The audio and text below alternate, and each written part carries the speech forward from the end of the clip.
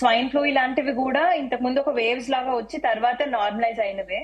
But ఇవి రాకుండా ఉండడానికి మనం తీసుకోవాల్సిన జాగ్రత్తలు క్రిందటి క్వారంటైన్ లో తీసుకున్నట్టే కొంచెం సోషల్ డిస్టెన్స్ ఫాలో అవ్వడము, మాస్క్ పెట్టుకోవడము, ఫ్రీక్వెంట్ గా హ్యాండ్ వాష్ చేసుకోవడము, అండ్ ఇంట్లో కూడా క్రౌడెడ్ గా గ్యాదరింగ్స్ అవి అవాయిడ్ చేయడము, ఇలాంటి బేసిక్ ప్రికాషన్స్ తీసుకోవచ్చు.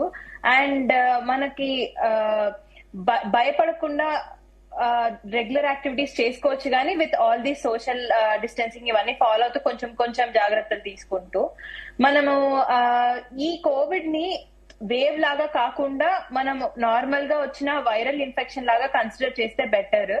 ఇన్ఫెక్షన్ సివియారిటీ అనేది ఎవరికి ఉండొచ్చు అంటే షుగర్స్ కానీ, బీపీ కానీ ఇలాంటి మనకి కండిషన్స్ ఉన్న వాళ్ళు, హెల్త్ కండిషన్స్ ఉన్న వాళ్ళు రెగ్యులర్ గా మానిటర్ చేసుకోకుండా అన్కంట్రోల్డ్ షుగర్స్, లేకపోతే ఒబేసిటీ, లేకపోతే బీపీలు ఎక్కువ ఉండడాలు, కొలెస్ట్రాల్ ఎక్కువ ఉండడాలు, ఇలాంటి పేషెంట్స్ ఆల్రెడీ ఉంటే గనక వాళ్ళు they are more prone to these infections.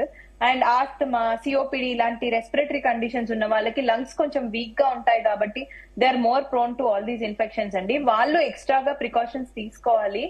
And cardiac conditions ఉన్న వాళ్ళు వైరల్ ఇన్ఫెక్షన్స్ వల్ల కార్డియాక్ కండిషన్స్ వర్సన్ అవ్వచ్చు. సో ఆల్రెడీ కార్డియాక్ కండిషన్స్ ఉన్న వాళ్ళు కూడా కొంచెం జాగ్రత్తగా ఉండాలి. రెగ్యులర్ గా యాక్టివ్ గా హెల్దీగా ఉన్న వాళ్ళు మైల్డ్ ఇన్ఫెక్షన్స్ తో బయటపడే ఛాన్సెస్ ఎక్కువ.